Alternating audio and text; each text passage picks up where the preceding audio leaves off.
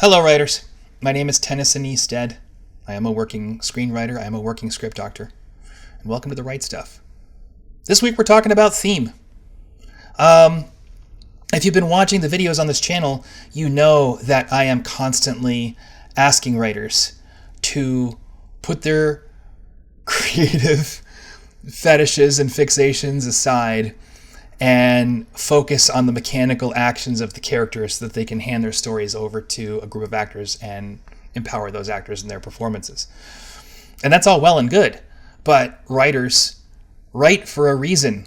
We have things we want to express, and nobody likes it when Tenny puts baby in a corner. I don't think, is that how the saying goes? I'm pretty sure that's the saying. So sometimes you just want to write a movie that's about something. How do you do it if you're not allowed to write things that are about stuff? And that's what we're going to talk about. It's pretty simple. It's pretty straightforward. If there's something that you want to explore in the movie, you have to make the exploration of whatever that thing happens to be inevitable through the actions of the characters to achieve their goals. We know that great movies on the stage and screen come from the efforts of our characters to achieve overwhelmingly challenging, unsustainable goals. We know it's the efforts of the characters that draw the audience in. We know it's the efforts of the characters that create the arc and create the conflict. And we know, one of the things I always like to tell writers is that we don't talk about how the sausage is made because we're not making sausage. You're not putting flavorings and seasonings in the script. You're not putting things in there to affect the tone. We don't chop meat and stuff it in an intestine and then put some, lavender and basil in there. That's not what we do. We cut a steak. You cut the line of action. You find the line of action that achieves what you're trying to achieve, and you make sure that that line of action is as motivated and as challenging as it can possibly be, and that you're not pulling punches in the efforts of your characters to accomplish their goals. So if there's something you want to talk about, find a line of action that cuts through that theme. If you want to, one of the films that I'm always talking about in my classes, and I'm pretty sure I've talked about it here on the channel, is this idea of a person running for office in a totalitarian regime.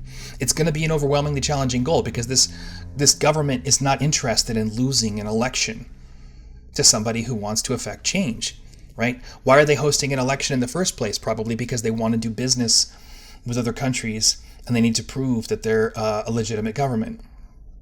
That's it, right? But they're certainly not intending to allow someone else to vie for control of that government. So as soon as this politician, as soon as this do-gooder puts their name on the ballot, those black vans are going to start rolling and looking for him, and they're going to start framing this person up and boxing him in, and they're going to either kill him or get him into prison as fast as they possibly can.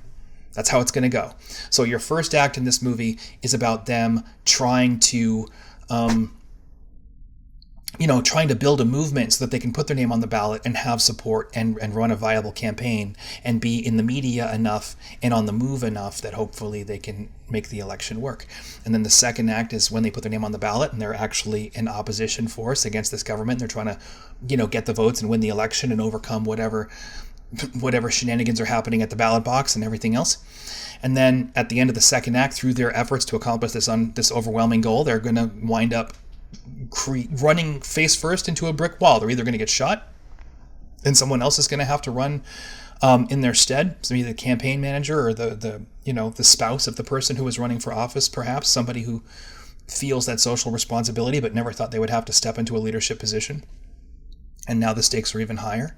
Fantastic. Or they're going to run from prison. They're going to get boxed up and jailed, and they're going to have to keep the election going. Either way, there's no way to make that movie without confronting the themes of authoritarianism.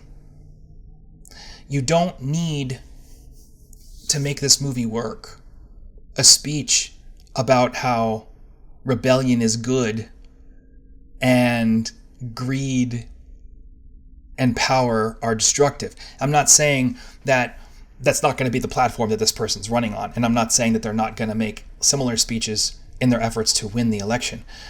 but they're trying to win the election. They're never going to be trying to sell the themes to the audience. Okay? If you want racism or sexism to be a reality in the film that you're making, you don't need a speech. You don't need one character to step in and be racist or sexist so that your underprivileged protagonist can give a speech about the impact that one act of racism or sexism has on them, and the audience can be awakened to the truth of the problem. Instead, you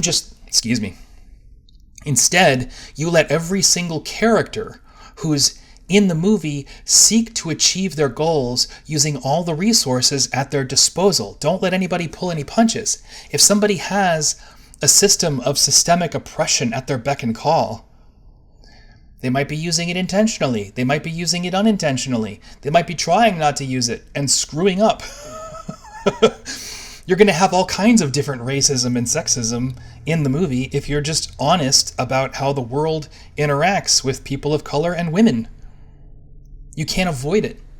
So, the way to express a theme is through the efforts of the characters to achieve their respective goals. Right? If you want the theme of a story to be,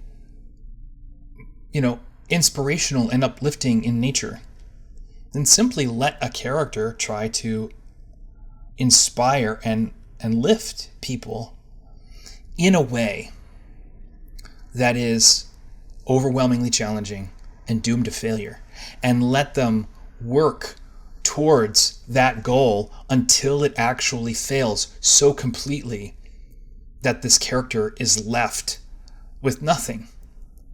No support, no resources, no money. And then they're going to have to dig deep and find a deeper place to work from, and they're also going to have to obviously change fundamentally their approach. They're going to have to become a new person. They're going to have to throw away their identity and transition themselves into a place where they can achieve this goal that they're trying to achieve in a sustainable way. And they'll turn around and they won't give up because it's important to them, and they'll push through, and they'll either have an impact or they won't, but the audience is going to see them trying all the way through the movie, and they're going to see how those efforts change that person. And that's going to be inspirational and uplifting. You don't need to sell theme to make theme effective. In fact, trying to sell theme only means that the character doesn't need to work as hard to achieve their goal, because at least part of the job of pushing the movie forward has been done by the writer at that point. You're taking work away from the actor, and you're decreasing the stakes by doing it. So, in point of fact, writing to theme is an exercise in active structure. It's just a question of picking the right action for the story that you're trying to tell. Don't pack the sausage. Don't sprinkle in the basil. Don't add a bunch of speeches about what it is you're trying to say. Don't even have metaphors like intentionally baked in there to sort of push the audience to a deeper understanding of what the movie's about. Something I love to say, and I'm sure I've said it before.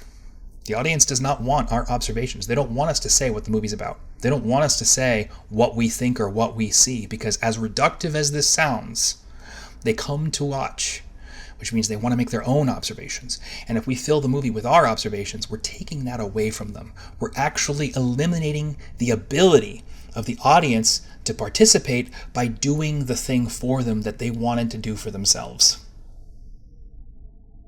So don't bake your observations in. Don't try and sneak them in there.